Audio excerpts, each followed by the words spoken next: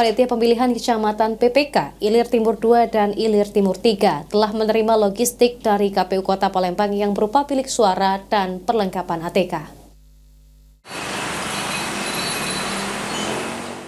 PPK Ilir Timur 2 dan Ilir Timur 3 telah menerima distribusi logistik dari KPU Kota Palembang.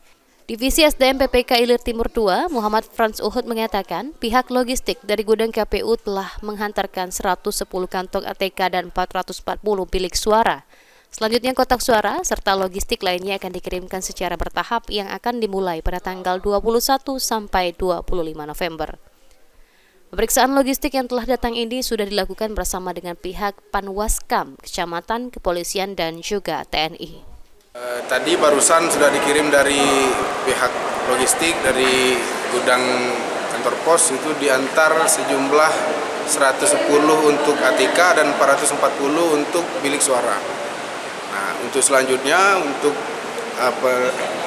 kotak suara dan seterusnya itu bakal dikirimkan secara bertahap mulai dari tanggal 21 sampai 25. Senada, Ketua PPK Ilir Timur 3, Vipto Supriyanto mengatakan PPK telah menerima bilik suara dan perlengkapan ATK yang terdiri dari 400 bilik suara dan 100 kantong ATK untuk setiap TPS. Selanjutnya, pendistribusian akan dilakukan secara bertahap dan sesuai dengan jadwal yang telah ditentukan. Logistik dari KPU, bilik suara sama ATK. Bilik suara terdiri dari 100 TPS, jumlahnya 400 kotak bilik dan 100 kantong untuk ATK untuk tiap TPS.